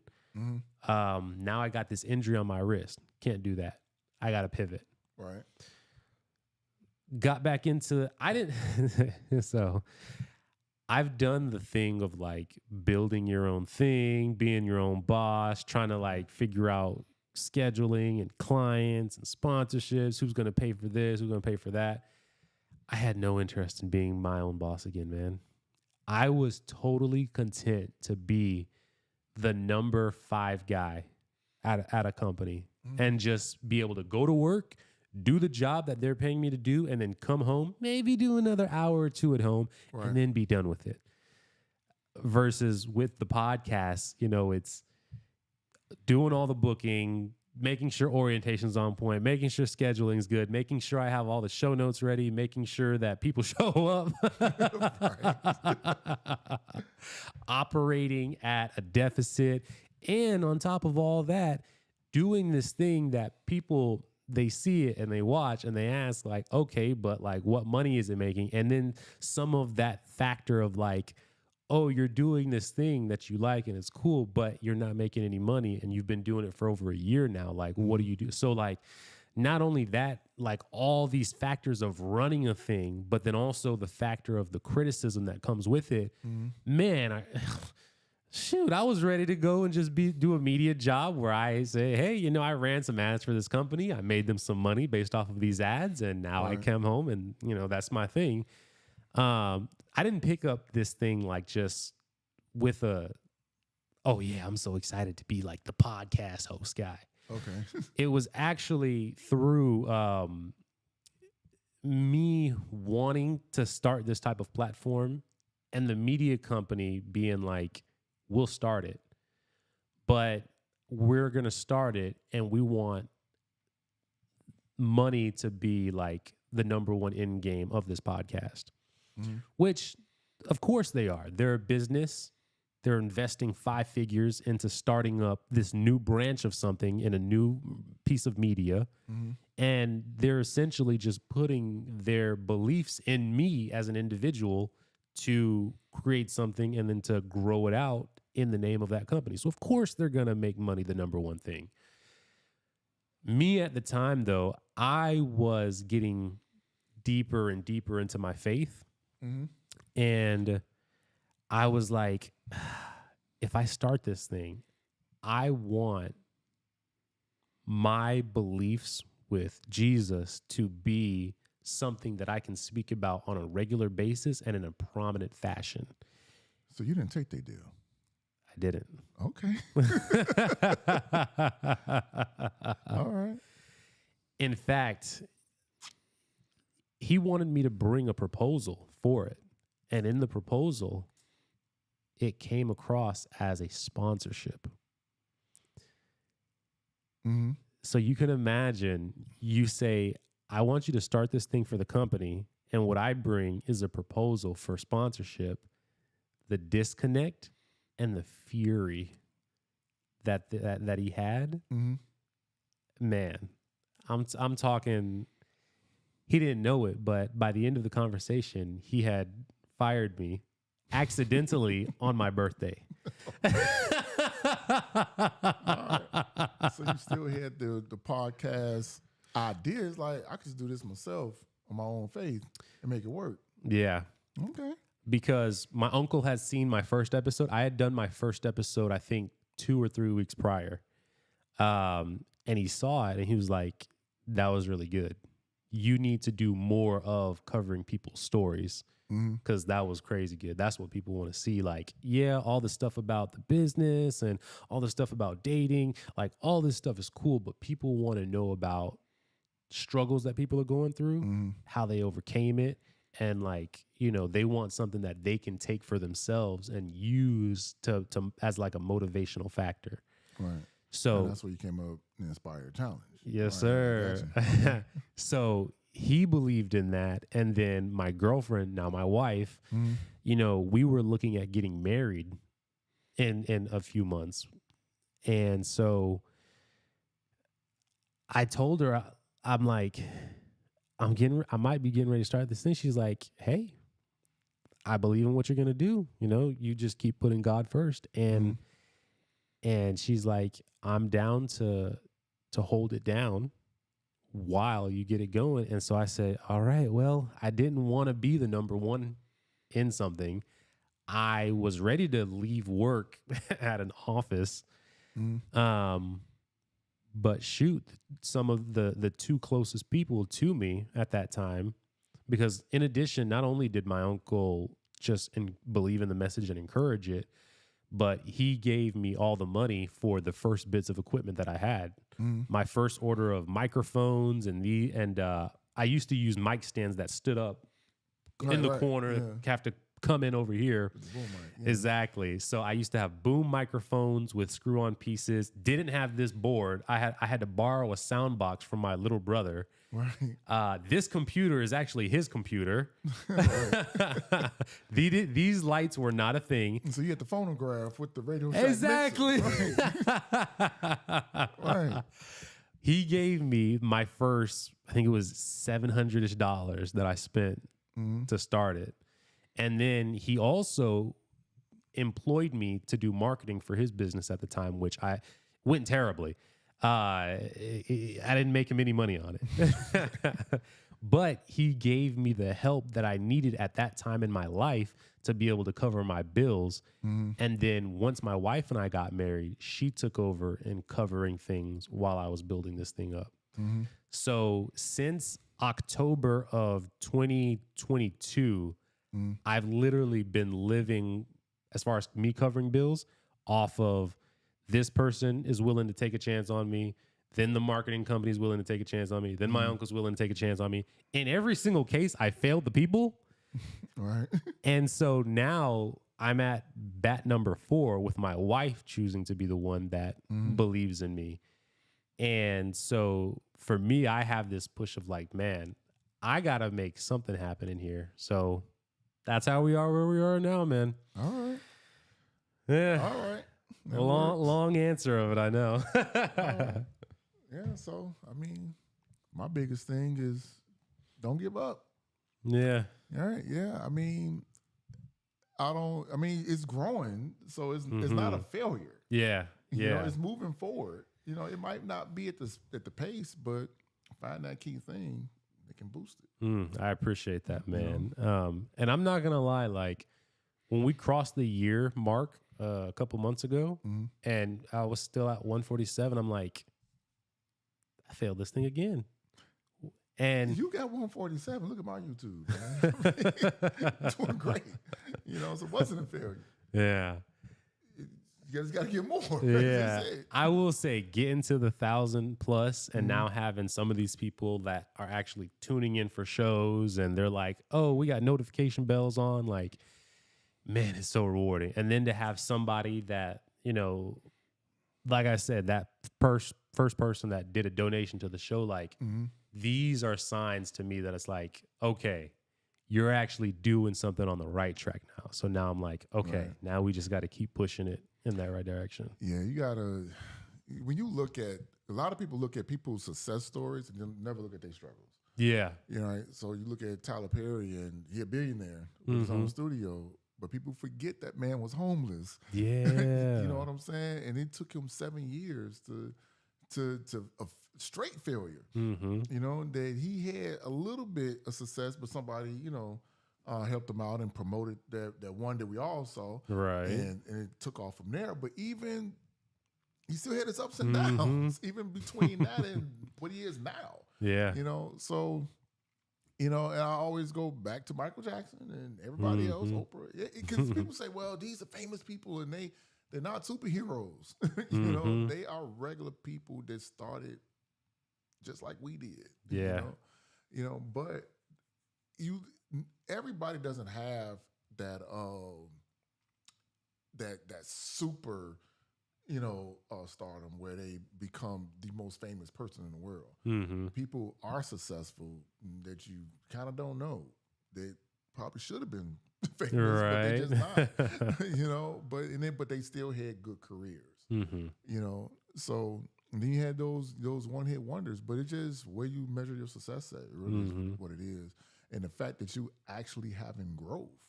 Yeah, Man, it's success. There's nothing wrong with that. It might not be where you want it to be now, but appreciate that, man.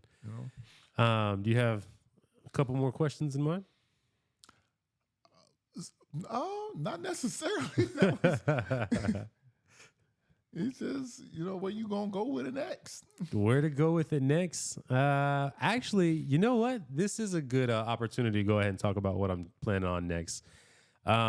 So I'm trying to figure out, like, for anybody that is coming to the show that feels like they want to, like, be able to contribute to the financial success of this show, like, I'm looking into going on to some different platforms that a lot of people use, things like Streamlabs, which makes it easier to be able to stream to multiple platforms. It also has like a donation system where people, if they want to contribute to the conversation, they can donate a certain amount and it will actually automatically, an AI voice will speak what their thing was that they just chatted in. So if a person wants to donate $20 plus their message will get played. So I'm working on setting that up and also making it to where I can stream on multiple platforms at the same time. And then also there's this community place called Locals. Not a new thing by any stretch, but it's just a place where you can release content. And the people that want to be in that community, like $5, $6. And it's like you interacting on a more regular basis with that base of people and like, exclusive content type of things. So I'm looking at doing that in order to start to, at the very least, have these avenues available for if somebody, wants to bless the show by surprise, or if they want to reoccurringly. Because right now, like, I can't complain too much about, the show's not monetized. Well, I don't have, like, the systems in place that people that want to support it can support it. Right. So 85% of the issue is the fact that I haven't even set up the structure for it. I've just been so focused on content. I haven't handled the back end of it, the structure part. Exactly. Right. So that's where it's getting ready to go. Also, I'm looking at trying to think about, I have 3 shows at the very least that I do on a regular basis. How do I, one, continue to expand out my metrics as far as my reach, people that are watching, people that are coming back, people engaging? How do I continue to expand it now that this contest is coming to an end? And then also, like, content-wise, am I going to continue to do like these one-on-ones, or am I going to start to have this system can handle 4 people at once, right? But I stay doing one-to-one interviews. And because of this system, I have the ability to bring in people from the phone, like call in, or I can have them come in. And I had my show Monday. I had somebody come in through Zoom and the quality was pretty dang good. So I have the ability to expand my panels out in order to have more dynamic conversations as well. And maybe doing that, but if I'm going to do that, now I got to get more cameras, because this right here, this works, but we would have a hard time fitting 3 people. I've had shows where I had 3 people, 4 people, and, you just have this very kind of far off kind of look to it, Right. So like, I need to get new equipment as well, like, more cameras, more angles. Did you do a business plan yet? I have never, in the 3 businesses I've had, done a business plan. I'm going to tell you. Okay, even bank robbers have a plan. And so, in order you to be successful in anything, you gotta have a plan. Yeah. Right. So, I will start there. Yeah. That's what I would tell It's- anybody is start with some type of plan and structure it out, like what you want to do and what it's going to take to get there. And where it's money, equipment, whatever it is, you know, Yeah. the amount of people. You might have to have somebody actually working boards now because you have multiple cameras, but whatever it takes in order to do it, plan it out. Yeah. You know? Yeah. So that way everything is structured, you know? So Yeah. And I mean, that's been some of the biggest challenges I've had is like, man, 3 shows a week is great. Sometimes 4 shows, 3 shows a week. But like, man, it's hard to do that. And then also all the church stuff that I do. And then also setting up, like, I opened the business account the other day, got a message back, hey, we need more articles to have your business thing. We're holding the process. Dang it. Now I got to go back in there again, spend another 2 hours on that, you know, and then it's like, I'm moving, so I can't get to it till next week. So you see what I'm saying? I hear what you're saying. Yeah. You know, because I've now since I work a regular job, and that's the one thing I would say to somebody working a regular job trying to start a business, don't do that. Because what you're gonna end up doing is spending more time, gonna be fatigued from the job. You ain't gonna put no time into the business. But that is a challenge for me in order to, because I can't get rid of the jobs. I still got to eat. Yeah. Right. But you know, it is a challenge for me to work the business the way I needed to work it. You know, come up with my stuff I need to do. And it's been as simple as one thing I just kind of want to do is start a website for my business. Yeah. I asked you about a business plan. Yeah. I've learned I don't even know what I'm going to charge. I need to have a business plan too. Yeah. Right. Even to just get this website out here. Yeah. You know, but I got to take time and do it. So what I've realized, if I constantly couldn't put in time in something else, I'm never gonna put time in this. So I got to make this a priority. Yeah. If I want this to pop, I gotta make it a priority. So you know, I've learned to structure my day and schedule out like, okay, this is wife time, this is my work time, and this is the new business time. You know, and that's it. Yeah. You know, anything else come up, oh well, this is it. That's all I got. You know, And that's good. Like I need to work on, like, sometimes the wife gets home and I'm like, hold on, I got to respond to these comments on these videos. Or hold on, like there's this person in this group that's, you know, part of my outreach plan. And I'm responding at 8, 9 o'clock. And she's like, honey, what are you doing? right, You know? right. So like scheduling that time. So yeah. Yeah.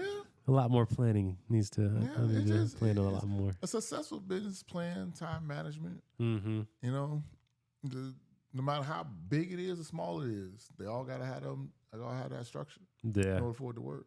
100%. 100%. That was a good question there. Thank you. Thank you. No problem. All right. We got one more. Bring us home, man. Bring us home. All right, I got another question for you. All right.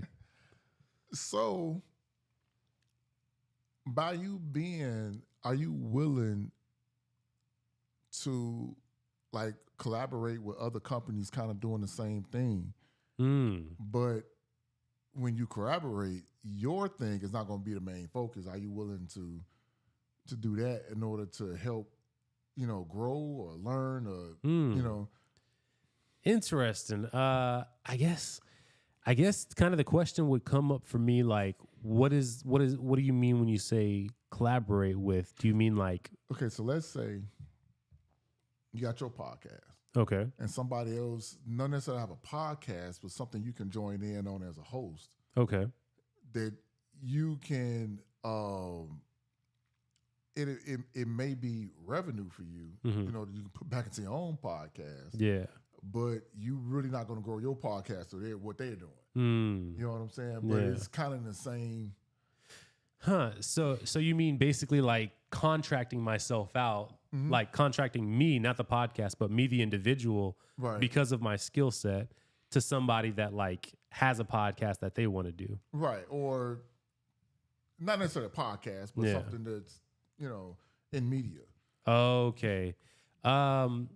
So it's funny you bring this up because I was in talks with somebody actually today, and he's looking for someone to host a 1-hour show where a host comes on there's an issue that one of the viewers brings in, and he listens to it and gives advice on that thing. Right. And I actually volunteered myself for it. So we're going to be in talks about me doing that. And now the thing with that is it's going to be underneath that name. Right. With me having free access to plug my podcast as much as I want. Okay. So it's funny you bring that up because that literally came in today. And then I've done other like little media things as far as like a friend of mine had a show that he's starting up, and I was one of 4 people he brought in to do it. So little things like that I've started to do. From the thing that you were saying, do you mean that in more like a regularly reoccurring thing, or? Well, here's the deal. Yeah. So check this out. Okay. Me being in film production, Right. right? I had this idea of an internet show, Okay. right? And I need a host. Ah. Right? So I'm asking for my own purposes here. Oh, snap. So My man's like, this ain't a hypothetical. I'm propositioning. exactly. So what I'm trying to do, I'm trying to. It is similar to what you're doing, where you having people come on and telling their stories about business or whatever it is. Right. But, mine is strictly about business. Okay. It's gonna be where I go to that business and showcase it. Yeah. And then I need somebody to host it, and they basically say how they started, where they at, some of the struggles and all of that about their business, and it's and where they're going to go, and like what's their next steps. But it's going to be more not necessarily a podcast, but just a show to watch. Gotcha. You know, where I want to feature like 3 businesses in one episode. You know. Okay, I see. And like each different business, like the show might be anywhere from 30 minutes to an hour. No, it's 30 minutes. 30 minutes? Oh. Yeah, just like TV.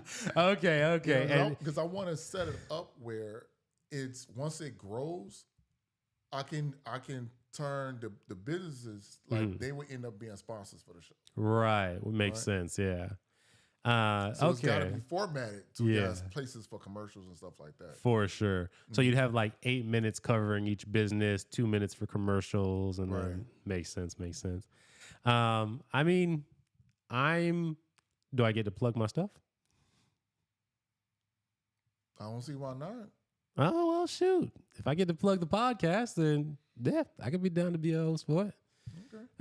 We can talk about something.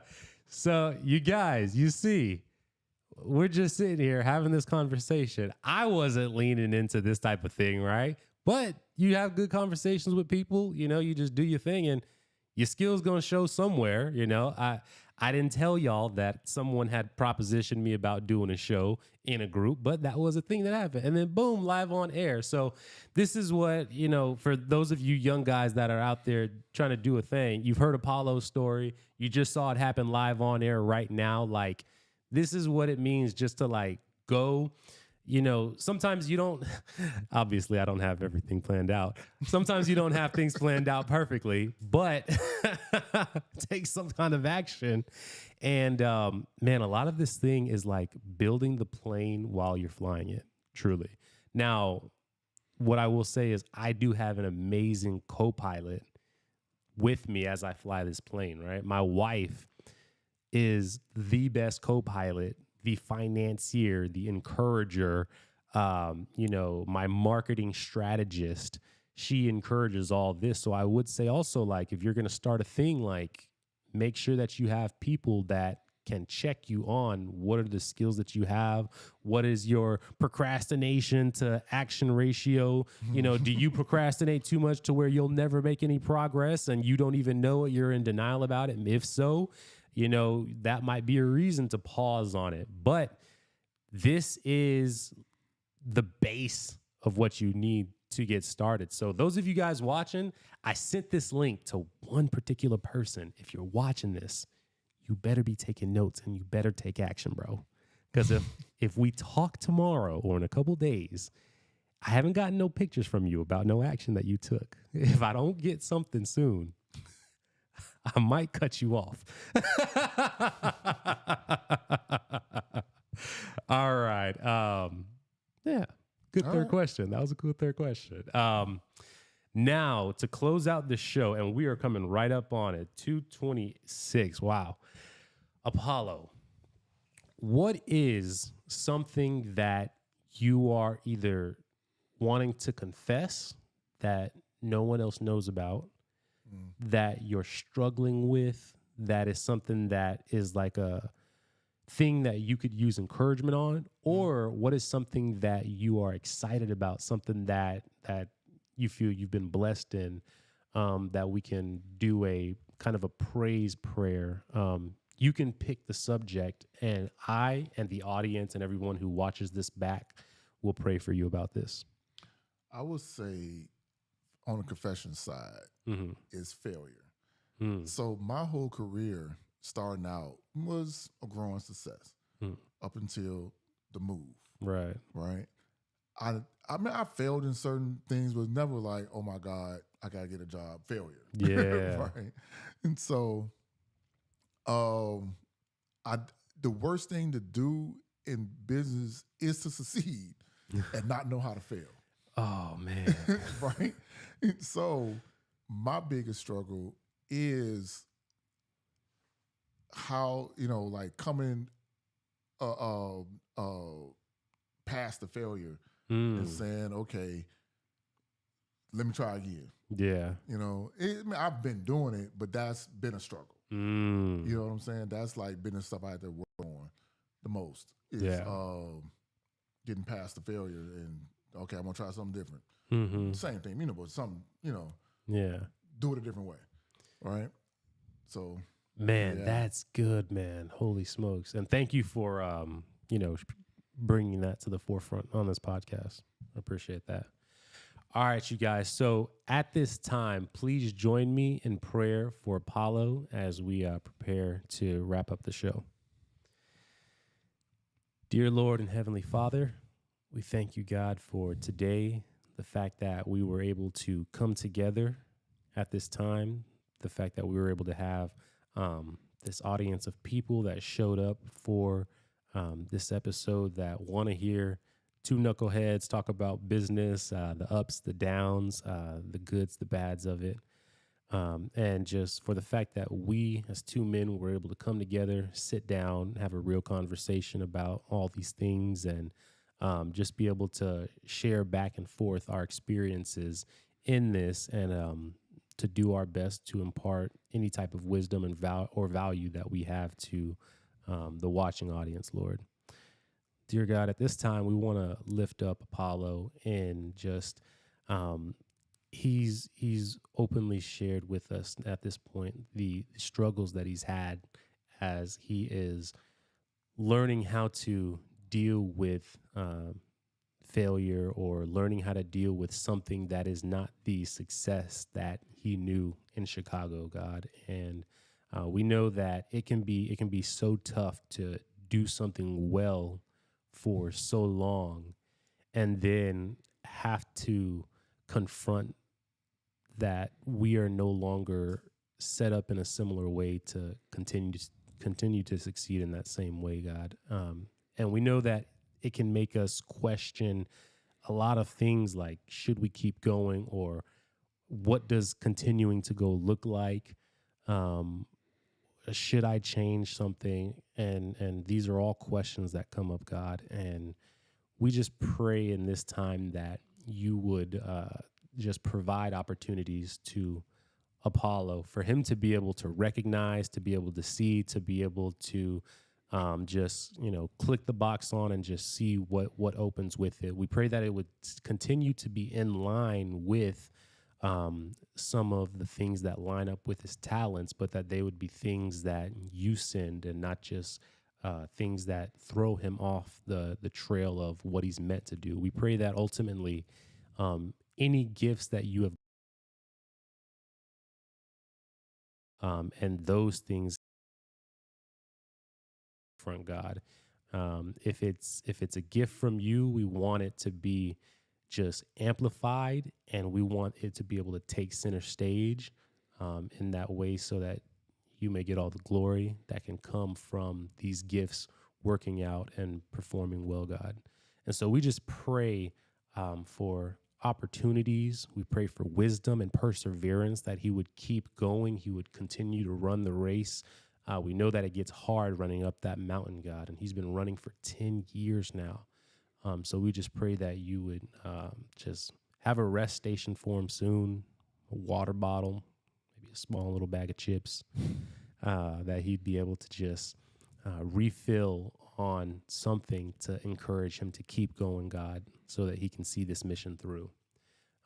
We pray that his wife, as they continue to navigate this together, that she would have a supporting heart, a patient heart, a loving heart, and that she would also be an active player in these things coming to fruition, and she would be throwing out any type of great idea she might have, and she would be able to encourage him where he needs encouragement at, God, and that he would just be able to surround himself with a community of like-minded men that want to build on something, that want to see movement forward, that have the not only the desire but also the initiative to talk with him about things, and then to take action on things and going a step beyond just the planning stage. God, we pray that you would surround him with these people, because we know that the people we surround ourselves with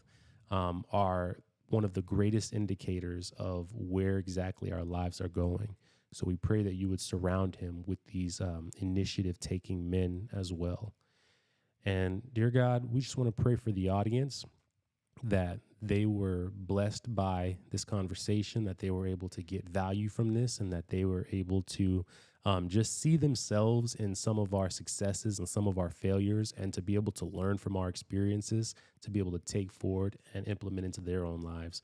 We pray that any of the young men that might come back on the tail end of this and watch this would be encouraged, even if only by a 5-minute piece or 2-minute piece, Lord. We pray that they would be able to find it easily and be able to implement it into their journey of whether it's entrepreneurship, or it's just being a great employee, or it's being a good number 17 at a company, Lord. We just pray that they would take what we had to say and maximize on that and stretch it to the furthest extent, and be able to use it to be profitable in their own lives, God. We thank you, God, for blessing us with all the talents, skills, and abilities that you've given us each individually and uniquely. And we pray that we may lean into these talents, not for our own sakes and for our own profits and benefits, but for yours, because we know that when we walk in line with your will, you will glorify the path, you will glorify the way, and you will give us strength through any struggle that we have. And so we thank you, God, and it's in Jesus' name we pray. Amen. Amen. All right. Man. Wrapping it up. Princess Glasper said, "True, don't give up." Charlene gave heart emojis and hands. Thank you, Charlene. You guys, thank y'all so much for tuning in to this episode. This has been a great business one.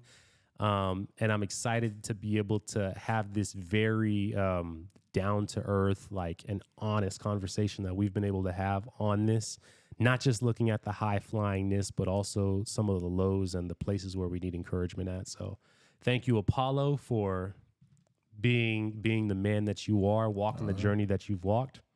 Do you have any last words you want to say to the people? Thank you for all listening to what we had to say today. Absolutely. So you guys, the next episode will be tomorrow at 12:30. Again, we're going to have an old guest back. And also, the wife and I might be going live tomorrow night as well. We'll see how she's feeling. But if we're not live tomorrow night, just know that we do have the 12:30 episode tomorrow with Trevor. This will be the first time ever doing this kind of show. this isn't just an episode where we're going to be talking about him. We're actually going to be covering his father passed recently. And so we're going to be honoring the memories of him with his father, what that life was like growing up, the impact he had, what were some of his, trademarks to follow. So if you want to join for that, to encourage Trevor to be able to pray with him throughout the course of the show, as we will be going live at 12:30. So I hope to see as many of you guys there as possible so that we can walk with him on that. It happened. I'm not sure of the exact time frame. I believe it was over a month ago, but it is recent, but also not just last week. So we'll just speak what we have to speak on that. And then the contest giveaways will be announced next week, early next week, and stay tuned for that. Thank you guys so much for tuning in, and I will see you guys on the next episode of the Inspired Challenge Podcast. Take care, everybody. Oh, wrong computer. I got to find a way to transition to my end scene better. All right. All right.